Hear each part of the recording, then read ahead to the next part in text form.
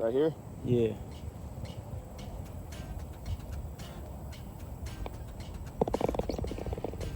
How boring is this?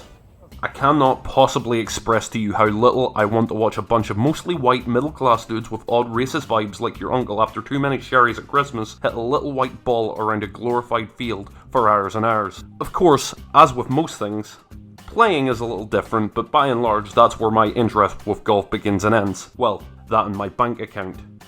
Obviously, not all golfers are white or middle class, that's ridiculous, but I don't want to watch a load of people who are richer than me play the most boring and slow-paced sport in the world. However, and I recognise this opens up a pretty sizable hypocrisy. Why do I love Tiger Woods PGA Tour so much? The landmark golf series published by EA, which sadly tapered off and died when Rory McIlroy was made the cover star in 2015, has now largely been superseded by 2K. I'd like to talk about the iterations between 2002 and 2007 specifically. These games were legendary for not just me, but thousands of other players who equally couldn't give a damn about golf. Today, I want to ask the question, what kind of magic were EA and Redwood Shores specifically cooking up to make golf great? These specific Tiger Woods games could best be described as simulations with arcade aspirations. The series was presented seriously and respectably, with fitting matchday ambiance and controls that tried to mimic play as best they could. However, there were certain gamified modifications in the mix that made the game a little more approachable, such as being able to change the spin of your ball mid-air, and certain helping hands that the game would offer, such as putt assistance and a shot visualizer. You weren't left to rough it and figure it out all by yourself like in other simulation games such as Gran Turismo, but the game's serious approach to the sport obviously distinguished it from the likes of Hot Shots Golf and Mario Golf. The overall presentation too, to soften the blow and lure players in, like that of the sweet and enticing song of the Siren, was decidedly tongue-in-cheek, serious but happy to laugh at itself. As the series progressed, I believe it left that distinct sweet spot and more fooled the series for doing so. That is exactly why the games from 2002 to 2007 clicked as well as they did, and why I believe they represent a sorely underrated part of gaming's history. The gameplay is something I have wrestled with greatly for the longest time. I remember a lot of long and dreary afternoons as a kid attempting to play 2004 and getting controller thrown at the wall, frustrated with the whole thing. In the iterations I'm most familiar with, much of the club control is done with the left stick. Pull back and push back up to let your shot rip and fly through the air, while using other modifiers such as club choice and spin to more directly influence just where your ball's going. Sounds simple, right? Yeah, the whole thing really should be, but while you try in vain to learn the controls, things will desperately not go to plan in the slightest. You pull back what you thought was a cracking shot, and somehow it's only gone 30 yards, or it's splashed into the water, or it's inexplicably gone out of bounds, and you now have to explain to your mum why there's a PS2 controller shaped hole in the window. Learning the gameplay does not come easy, but you must sit and try. It's not enough to go off and think, yeah, I've got a handle on this, it's all stick control, it's easy. Why the game feels so good comes down to the stick control itself. You pull back the left thumbstick like you would a golf club, and fire it back to make your shot, and this feels genuinely deep and precise for such a venerable series, especially when you factor in things like chip and flop shots. When you start out, your balls will fly as recklessly as a 737 Max, but finally getting to grips with how the stick likes to be touched and nailing that perfect shot hits harder than heroin. Play the tutorials, be prepared to make mistakes, and if you're playing with an underlevel character who is outmatched and outgunned, go up a club or two to compensate for your weak little chicken arms. It will frustrate and anger the bejesus out of you, but I believe that's the genuine joy of Tiger Woods. As it forces you to get good at the game and learn how it works, you'll grow a deep appreciation for the mechanics, and although you may have experienced pain and suffering in the lead up to where you are now, that's your motivation. As masochistic as it is, when you finally beat someone in the career modes and your skill set finally comes together, it feels damn good.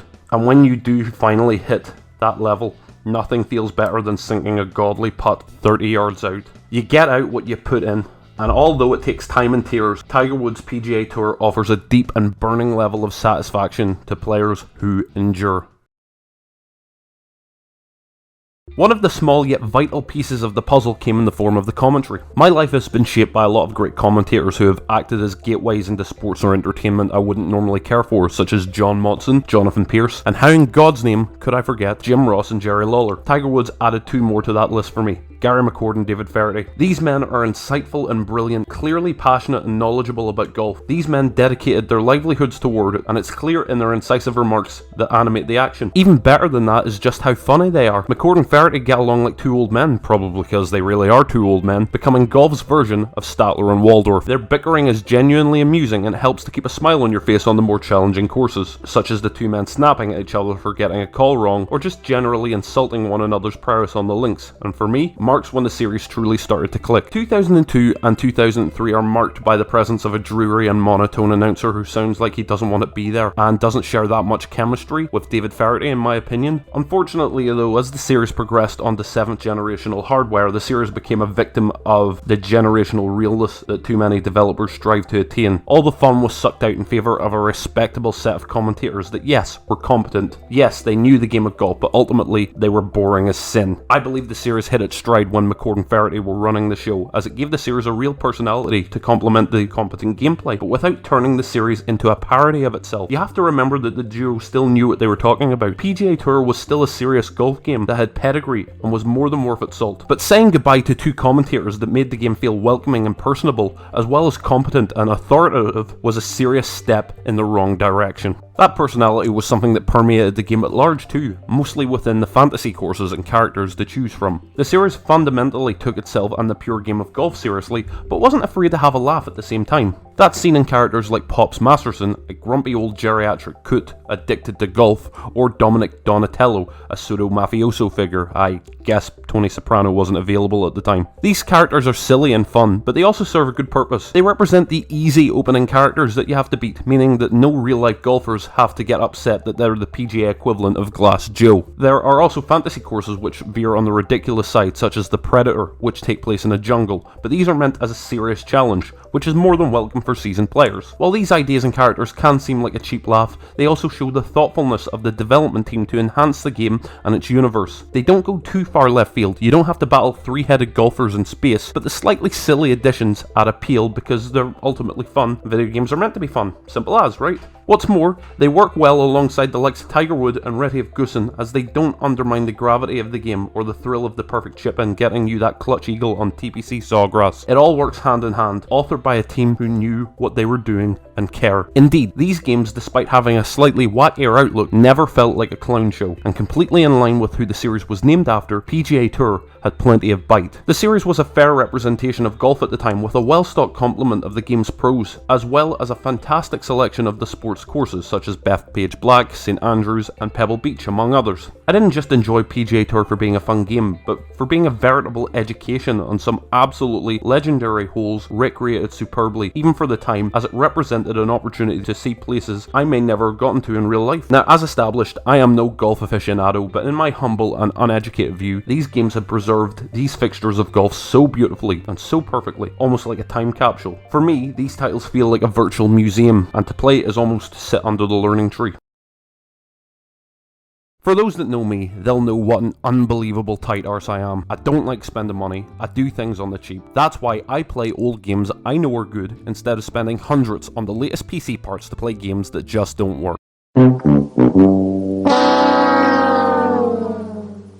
Having said that, I think that, especially now, Tiger Woods titles offer insane value for money. You can pick up one of these games now for $1 or $2, maybe less if you go to a Goodwill or CAX, and the scope that they cover is immense. Look at 2004, there's the main career mode with roughly 20 matches to beat, as well as a proper season mode covering the PGA Tour for a calendar year, and that goes on for 10 years recurring. There's the real-time event calendar, which uses your console's internal clock to provide a unique challenge or game every single day, and that doesn't even factor in Skill Zone, which allows you to hone your skills and abilities and hit targets in exchange for cash, as well as a myriad of modes available based on the standard game of golf such as Skins and Stableford. Redwood Shores wrung out every last drop out of the sweet, sweet fruits of the sport, and what results is an extremely edifying experience, ameliorating the golf experience. And for my money, that amelioration of the golf experience takes it far, far beyond the boring reality of what golf is actually like, and for the money, you cannot argue with that. The Tiger Woods series is, for me, a success and a tragedy. The success part obviates itself. Its thoughtful and enlivened approach to the sport of golf makes play truly thrilling and a real joy to play, but that in itself is the tragedy. For my money, the last really great Tiger Woods title came out in 2006, which is now 15 years ago. That'll be the 2007 edition. Every year it gets further and further lost into the past, but the even truer tragedy still is Tiger Woods PGA Tour nearly got me to love a sport I could never love. My fascination with golf begins and ends with a series of games that have come and gone, and now I am left wanting for an experience to scratch that itch that will only ever exist in a wonderful, happy little vacuum that is unlikely to be replicated. I played modern PGA titles, and they were certainly fun and robust, but they weren't my Tiger Woods PGA Tour. This is not meant to be a lament. I still have the games, they're sitting right beside me. The work of beauty created by Redwood Shores still exists, and this is just one person's opinion, and I'm a very silly and myopic person at the best of times, but I gravitate towards these games because they had heart. They were made by passionate people who enjoyed making them, who cared about the process, and who were probably allowed to go home at 5 PM on a Friday. Happy people making good games. What a concept. I get Tiger Woods because even though I hate golf, it was made by a group of people who loved golf and video games, and they wanted you to love it too. And that's why it worked. So my final shot before I sink this into the hole and score a birdie here. Maybe not quite an eagle and definitely not an albatross, but the last thing I have to say on the matter is this. Because they cared, it could never have been boring, and that's the success of Tiger Woods PGA Tour.